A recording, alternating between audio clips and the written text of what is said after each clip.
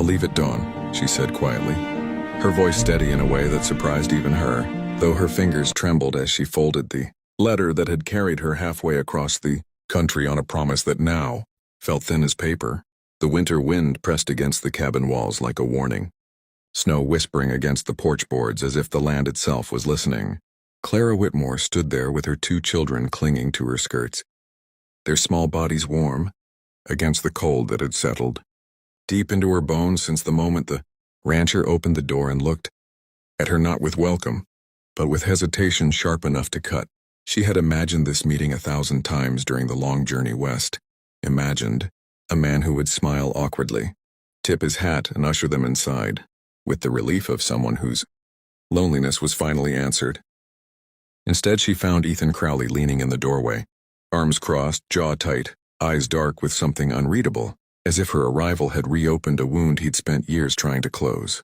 The letter he'd written months ago had been kind, careful, full of hope measured in sentences that spoke of partnership rather than romance, of a home that needed a woman's touch and a future that required courage.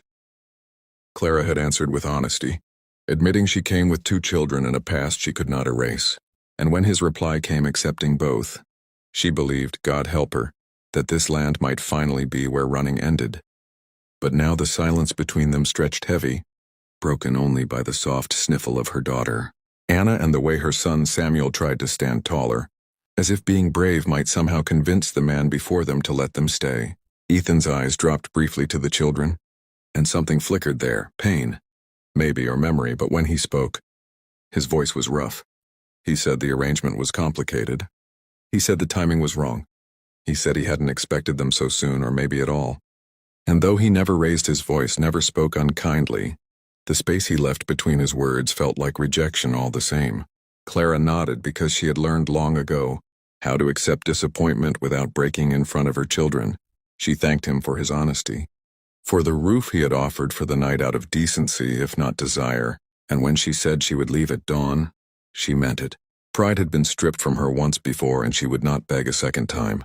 The night crept in slow and cold, and as Clara lay awake on the narrow bed by the hearth, she listened to the children breathe and wondered how many more goodbyes she had left in her before hope itself became a kind of cruelty.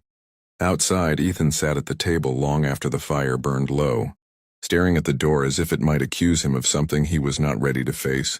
He told himself he was doing the right thing, that he could not bring a woman and children into a life built on grief and unfinished ghosts. He told himself he was protecting them from a man who had buried his first wife in the frozen ground just beyond the fence, from a ranch that demanded more strength than kindness. But when the wind howled and he imagined Clara and the children walking away at first light, something twisted in his chest that no amount of reason could untangle.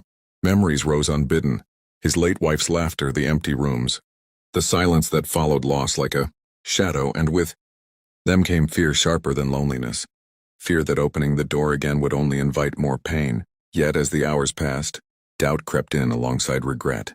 He remembered the way Clara had stood straight despite everything, the way she shielded her children without a word, the quiet dignity in her goodbye. This was not a woman looking for rescue. This was a woman offering partnership, and he had turned her away because he was afraid. When dawn finally bled pale light across the snow, Clara rose without waking the children at first, standing by the window to take one last look at the land she had hoped to call home.